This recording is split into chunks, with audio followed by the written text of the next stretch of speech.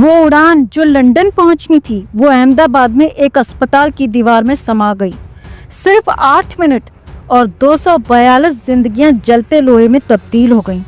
क्या सच में ये हादसा था या जानबूझकर लोगों को मौत के हवाले कर दिया गया?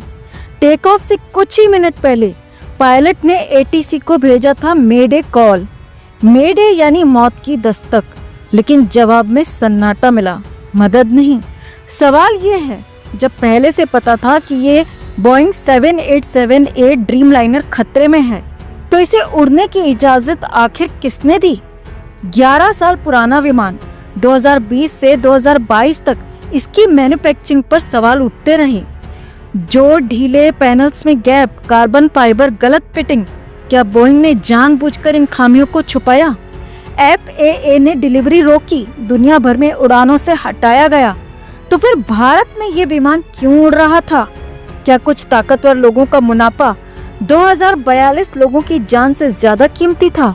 पायलट जान चुका था कुछ बहुत बड़ी गड़बड़ हो गई है, लेकिन मदद मांगने के बाद भी कुछ नहीं हुआ।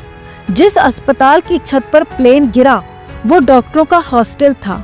1 सेकंड की देरी और अस्पताल भी मटिया मेट हो सकता था। गुजरात के पूर्व मुख्यमंत्री विजय रूपाणी भी विमान में मौजूद थे। क्या यह हादसा सिर्फ एक इत्तेफाक था? 1:30 पर प्लेन ने टेक ऑफ किया, 1:38 पर 400 फीट ऊपर पहुंचा, लेकिन 1:40 आते आते वो आसमान से फिसलकर जमीन में धंस चुका था। क्या वजह थी? शायद लैंडिंग गियर नहीं बंद हुआ, क्योंकि एक पहिया सीधे बिल्डिंग में फंसा मिला। मतलब प्लेन हवा में असंतुलित था।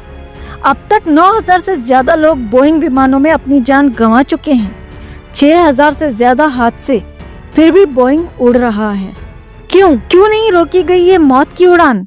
क्या सरकारें आंखें मूंदे बैठी हैं, या फिर मौत के सौदागर अब सिस्टम का हिस्सा बन चुके हैं? एक पायलट चीखता रहा, मेडे मेडे, और सिस्टम सोता रहा। अगर सिर्फ एक फैसला समय पर लिया गया होता तो 242 लोगों की जान शायद बच जाती, लेकिन अब सिर्फ राख बची है। और सवाल आपके मन में भी होंगे कुछ सवाल, तो आप बताइए, इस हादसे के लिए कौन जिम्मेदार है? सिर्फ पायलट, बोइंग, सरकार, या पूरा सिस्टम? कमेंट में अपनी बात, अपनी राय जरूर रखें, क्योंकि सच्चाई की उड़ान अब आपकी उंगलियों से शुरू होगी।